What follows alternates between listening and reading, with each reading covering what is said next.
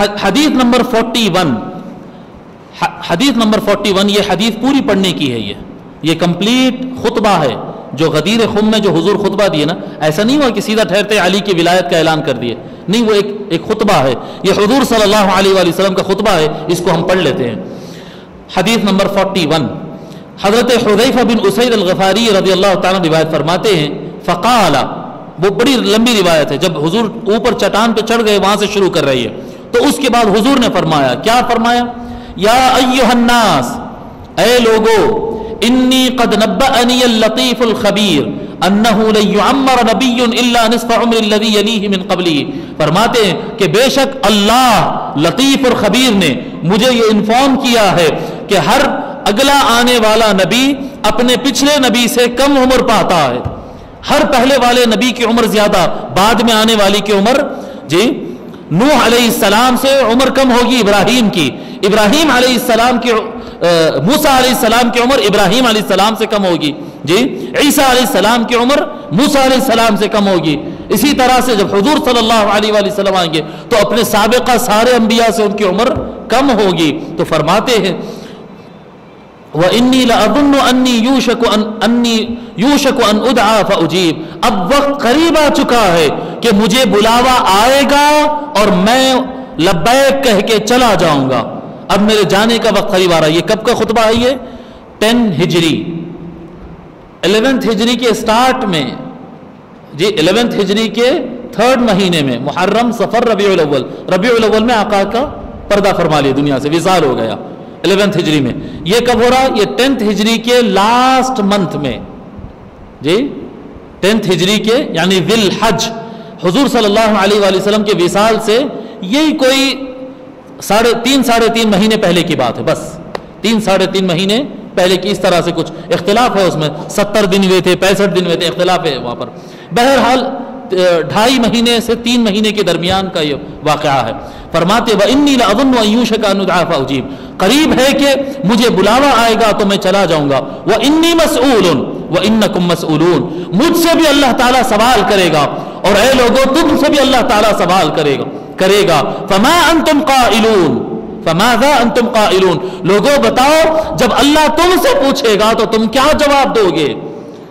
قالوا نشهد انك قد بلغت وجهدت ونصحت، یا رسول اللہ ہم اللہ کے سامنے گواہی دیں گے، صحابہ جواب دیے، یا رسول اللہ ہم اللہ کے سامنے گواہی دیں گے کہ آپ نے اسلام کو ہم تک پورا پہنچا دیا اور آپ نے کافی محنت کی ہے اور آپ نے ہم کو رہنمائی کی ہے، نصیحت کی ہے، صحیح راستہ دکھایا ہے۔ فجزاک اللہ خیرا، اللہ تبارک و تعالی آپ کو خیر عطا فرمائے۔ فقال الیس تشہدون ان لا الہ الا اللہ، حضور صلی اللہ علیہ وآلہ وسلم فرماتے کیا تم اس بات کی گواہی نہیں دیتے کہ لا الہ الا اللہ، نہیں ہے کوئی معبود سوائے اللہ کے، وان محمد عبدہ ورسولہ، اور یہ کہ محمد اللہ کے بندے اور رسول ہے، وان جنتہ حق ونارہ حق، اور یہ اس بات کی گواہی نہیں دیتے کہ اللہ کی جنت حق ہے، اللہ کی دوزخ حق ہے، وان الموت حق، موت حق ہے، وان البعث بعد الموت حق، اور مرنے کے بعد اٹھنا برحق ہے، وان الساعۃ آتیۃ لا ریب فیہا، اور یہ کہ قیامت آنے والی ہے اس میں کوئی شک نہیں ہے، وَأَنَّ اللَّهَ يَبْعَثُ مَن فِي الْقُبُورِ، اور اللہ سارے قبر والوں کو اٹھا کر میدان محشر میں کھڑے کرے گا، کیا تم اس بات کی گواہی دیتے ہو؟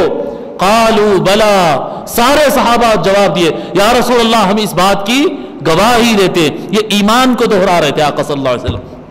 قالوا بلا یا رسول اللہ نشہد بذالک، ہم یہ ساری باتوں کی گواہی دیتے۔ حضور صلی اللہ علیہ وآلہ وسلم اوپر کی طرف دیکھتے اور کہتے اللہم اشہد، اے اللہ تو گواہ بن جا، میں پہنچا دیا، اے اللہ تو گواہ بن جا۔ پھر اس کے بعد فرماتے ثم قال یا ایھا الناس، بات مکمل کرنے کا فرماتے پھر اے لوگو ان اللہ مولایا وانا مولا المؤمنین، لوگو بے شک اللہ میرا مولا ہے اور مومنوں کا میں مولا ہوں، اللہ میرا مولا ہے اور سارے مومنین کا میں مولا ہوں، وَأَنَا أَوْلَى بِهِمْ مِنْ أَنفُسِهِمْ، اور میں ان کی خود کی جانوں سے زیادہ ان کا مالک میں ہوں، وہ اپنے آپ کے مالک ہیں پر اور بڑا مالک میں ہوں ان کا، میں ان کی جانوں کا ان سے زیادہ مالک ہوں۔ فَمَنْ كُنْتُ مَوْلَاهُ فَهَذَا يَعْنِي عَلِيًّا مَوْلَا، میں جس کا مولا ہوگا یہ یعنی علی اس کا مولا ہوگا. اللہم والی من والا، اے اللہ تو اس کا مولا بن جا جو علی کو اپنا مولا مانتا ہو. وعادی من عادا، جو علی سے دشمنی کرے گا اے اللہ تو اس کا دشمن بن جا. ثم قال، پھر فرماتے حضور صلی اللہ علیہ وسلم علی کی ولایت کا اعلان کر کے فرماتے انی فرطکم، لوگو اس دنیا سے میں تم سے پہلے جانے والا ہوں، میں تم سے آگے چلنے والا ہوں. وَإِنَّكُمْ وَارِدُونَ عَلَيَّ الْحَوْض، اور تم بھی پلٹ کر پھر میرے پاس آؤ گے. میں حوض کوثر پر کھڑا رہوں گا، تم حوض کوثر پر میرے پاس آؤ گے. حوض اعرض ما بین بصرہ و صنعاء، اتنا بڑا وہ حوض ہوگا جتنا بصرہ اور صنعاء، بصرہ ملک شام کا علاقہ ہے، ملک شام کا علاقہ جو جنگیں چل رہے ہیں نا ابھی ملک شام، اس کا علاقہ بصرہ ہے. صنعاء کیپٹل سٹی آف دی یمن. آپ میڈل ایسٹ کا میپ تھوڑا ذہن میں لائے نا، ایک طرف یمن ہے، بیچ میں پورا سعودیہ ہے، اس کے اوپر جارڈن ہے، اس کے اوپر ملک شام سیریا ہے. اب آپ تصور کریں 2,500-3 ہزار کلومیٹر کا فاصلہ ہے. فرماتے میرا حوض کوثر بصرہ اور صنعاء 2,500-3 ہزار کلومیٹر کا اتنا میرا حوض ہوگا، اور تم سارے میرے حوض پر آؤ گے. وہاں پر فرماتے ہیں فیہ عدد النجوم قدحان من فضہ، وہ اتنے بڑے حوض کے اندر ستاروں کے برابر، ستاروں کی تعداد کے برابر چاندی کے کٹورے اس کے اندر ہوں گے جس سے تم پانی لے کر پیو گے. جی چاندی کے کٹورے اس کے اندر ہوگے. وَإِنِّي سَائِلُكُمْ حِينَ تَرِدُونَ عَلَيَّ عَنِ الثَّقَلَيْنِ، اور جب تم حوض کوثر پر مجھ سے ملاقات کے لیے اور پانی پینے کے لیے آؤ گے، اس وقت میں تم سے سوال کروں گا. ایک تو تھا نا اللہ سوال کرے گا، اب رسول اللہ فرما رہے حوض کوثر پر ٹھہر کر میں تم سے سوال کروں گا. کس کے بارے میں؟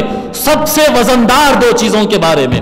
عن الثقلین، سب سے وزندار، یہ میرا لفظ نہیں ہے اور یہ ایک حدیث میں آیا سو لفظ نہیں ہے، کثرت سے احادیث میں لفظ آیا ہے، اور وہ لفظ ہے سب سے وزندار 2 چیزیں. عن الثقلین فانظروا کیف تخلفونی فیہما، سب سے وزندار چیزوں کے بارے میں جو میں نے تم کو عطا کیے، سب سے وزندار چیزیں، ان کے ساتھ تمہارا تعلق کیسا رہے گا اس بارے میں غور کر لو.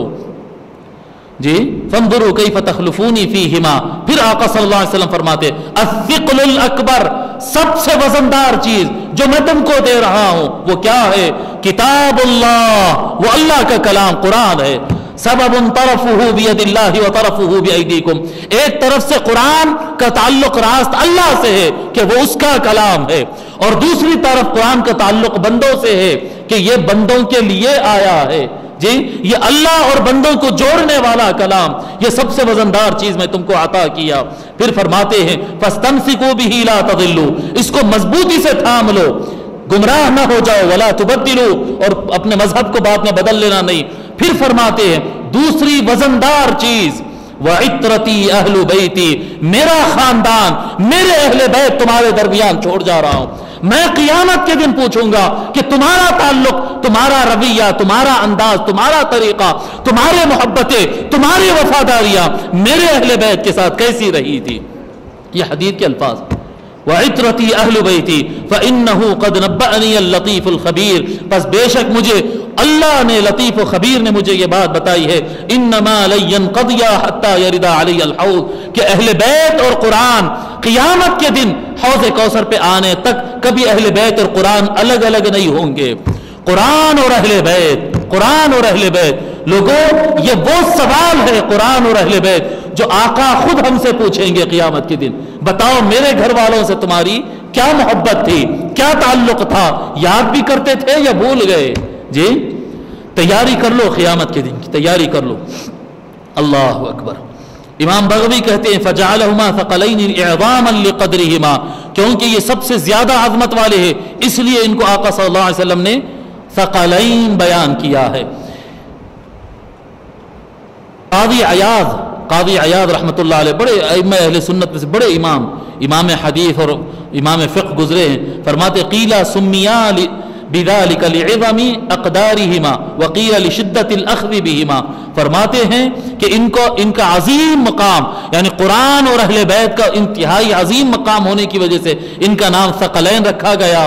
اور انہوں نے کہا کہ یہ بھی ایک وجہ ہے کہ ان کو سب سے وزندار چیز کہا گیا کیونکہ قیامت کے دن ان دو چیزوں کے بارے میں سوال بڑا سخت ہونے والا ہے۔ قرآن کے بارے میں آج میں ایک تھوڑا سا یہاں پر روکنا چاہوں گا، اور تھوڑا سا روک کر دماغ لگا کر آپ غور کریں۔ آج ہم کو افسوس کے ساتھ، میں جامعہ نظامیہ کا طالب علم ہوں، علامہ طاہر-ال-قادری صاحب کا آدمی ہوں، جی شیخ-ال-اسلام علامہ طاہر-ال-قادری صاحب کا آدمی ہوں، منہاج القرآن کا ڈائریکٹر ہوں، ان کا ورکر ہوں میں، ٹھیک ہے۔ میں آپ سے سوال کرتا ہوں، آج ہم کو نظامی معلوم ہے، آج ہم کو منہاج القرآن معلوم ہے، آج ہم کو بریلی معلوم ہے، آج ہم کو دیوبندی معلوم ہے، جی آج ہم کو بحیرہ معلوم ہے، سنی معلوم ہے، وہابی معلوم ہے، سلفی معلوم ہے، شیعہ معلوم ہے، آج ہم کو یہ بھی معلوم ہے، وہ بھی معلوم ہے، سب معلوم ہے، سب کو جانتے ہیں، سب کو سمجھتے ہیں، سب کرتے ہیں۔ قرآن اور اہل بیت یہ بھی کبھی آتا ہمارے سبجیکٹ کے اندر؟ یہ نہیں آتا۔ بریلویوں کا اور دیوبندیوں کا اختلاف کیا ہے معلوم ہے، قرآن کا ترجمہ نہیں آتا۔ جی احمد رضا خان کون تھے، اشرف علی تھانوی کون تھے، بچہ بتا دے گا۔ یہ بڑوں کی بات نہیں کر رہا ہوں میں، وہ ہوٹل میں بیٹھ کے چائے پیتے ہوئے اس پہ گپ شپ ہوتی ہے، بچہ ایک آٹو والے سے اگر پوچھے نا وہ بھی بتا دے گا کون تھے اشرف علی تھانوی، کون تھے انوار اللہ فاروقی، کون تھے ابن تیمیہ، کون تھے امام بخاری، یہ سب بتا دیں گے۔ جی یہ سب بتا دیں گے۔ اہل بیت کے نام بتاؤ، نہیں بتا سکتے۔ اہل بیت کے نام بتاؤ، نہیں بتا سکتے۔ قرآن پڑھو، تجوید سے قرآن پڑھنا نہیں آتا۔ کیا کیسے مسلمان ہو گئے آج ہم؟ میں نہیں کہہ رہا ہوں کہ ان کو چھوڑ دو، نہیں پکڑو ان کو، آپ مرضی ہے آپ کی، آپ دیوبندی بنے، نظامی بنے، اشرفی بنے، بریلوی بنے، آپ جو آپ کو صحیح لگے بنے ضرور، لیکن یہ تقسیم، یہ تقسیمات، یہ افراد، یہ کتابیں، یہ مدرسے، یہ مکتب فکر سب ہمارے بنائے ہوئے ہیں۔ جو آقا لا الہ الا اللہ عطا کیے تھے انہوں نے فرض کیا تھا قرآن جانو، میرے اہل بیت جانو۔ میجورٹی 99% مسلمان ہندوستان میں قرآن تجوید سے دیکھ کے نہیں پڑھ سکتا ہے، 80% مسلمان قرآن پڑھ ہی نہیں سکتا ہے۔ 80% مسلمان قرآن پڑھنے ہی نہیں جانتے، جی آتا ہی نہیں سرے سے۔ جن کو پڑھنا آتا ہے ان میں بھی 15-19% ایسے ہیں جو تجوید سے پڑھنا نہیں جانتے، 1-2% سے زیادہ نہیں ہے آج قرآن تجوید سے پڑھنے والے۔ قرآن کا ترجمہ کون پڑھتا ہے؟ کون پڑھتا ہے؟ دیکھو یہ مسجد ہے، یہ مسجد ہے جہاں پر جمعہ کے موقع پر لوگ ہزاروں میں جمع ہوتے، سبوں کی تعداد میں جمع ہوتے۔ یہ شیلف دیکھو یہاں پر قرآن رکھے ہوئے، جب مجمع وہاں تک بیٹھتا تو انتظامی کمیٹی کو یہ خیال کیوں نہیں آیا کہ یہ شیلف وہاں بھی لگائیں گے، وہاں بھی لگائیں گے، وہاں بھی لگائیں گے؟ کیوں خیال نہیں آیا؟ کیونکہ ان کو معلوم ہے کہ نہ کوئی لیتا ہے نہ پڑھتا ہے۔ جی سامنے صف میں ایک دو صف لوگ پڑھ لیتے ہوں گے، چھوڑ دیے ہم قرآن، بھول گئے ہم قرآن بھول گئے، ہم اہل بیت بھول گئے، جی ہم قرآن کا ترجمہ بھول گئے۔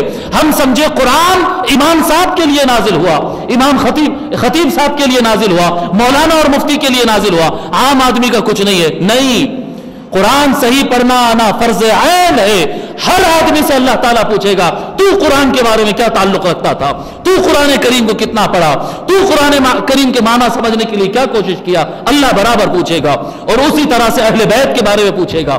صراط مستقیم کے لیے آقا صلی اللہ علیہ وسلم قرآن و اہل بیت دیے۔ بتا تجھے دیوبندی بریلی تو پتا تھا، نظامی اشرفی تو پتا تھا، قادری چشتی نقشبندی پتا تھا، منہاج القرآن پتا تھا، دعوت اسلامی پتا تھا، پتہ نہیں کون سے جمعیت العلماء، جماعت اسلامی سب پتا تھا۔ اہل بیت کے نام گن سکتا ہے کیا؟ اہل بیت کے نام نہیں بتا سکتے، اہل بیت کی زندگی نہیں بتا سکتے۔ میں یہ نہیں کہہ رہا ہوں کہ یہ سب چھوڑ دو، نہیں، آپ کی مرضی ہے، جائز ہے، آپ کو جو صحیح لگے وہ مکتب فکر میں آپ چلیں، جو افراد صحیح لگے آپ ان کے پیچھے چلے، لیکن یہ دو چیز جو آقا نے اسلام دیا نا، وہ آقا نے یہ دو چیز فرض کیا ہے، قرآن اور اہل بیت، قرآن اور اہل بیت، یہ دو چیزیں قرآن میں ذکر ہے۔ وقال الرسول یا رب ان قوم اتخذوا هذا القرآن مہجورا۔ آقا صلی اللہ علیہ وآلہ وسلم اللہ تعالیٰ سے شکایت کرتے، وقال الرسول، اور رسول نے کہا، یا ربی، میرے پروردگار، ان قومی اتخذوا هذا القرآن مہجورا، میری یہ قوم میرا قرآن پڑھنا چھوڑ چکے ہے۔ آقا صلی اللہ علیہ وسلم اللہ سے شکایت کر رہے، اور ہم یہاں بیٹھ کے مزے میں سمجھ رہے ہیں ہم تو بڑے سچے عاشق رسول ہیں۔ ارے سچے عاشق رسول نہیں بابا، آقا ہماری شکایت کر رہے اللہ کے پاس، ہم عاشق رسول ہیں۔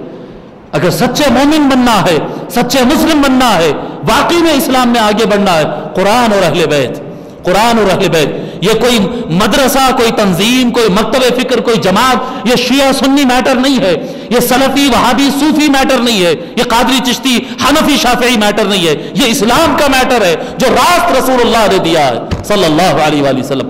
ایک حدیث نہیں ہے، سینکڑوں حدیث ملتے، ثقلین ثقلین، دو سب سے وزندار چیزیں، دو سب سے وزندار چیزیں۔ صحاح ستہ میں یہ حدیث موجود ہے، معاجم میں موجود ہے، مسانید میں موجود ہے، لیکن ہم بھول بھلیوں میں چلے گئے، بھول بھلیوں میں چلے گئے۔ ہم کو اپنے آپ کا محاسبہ کرنا چاہیے، اپنے آپ کا محاسبہ کرنا چاہیے۔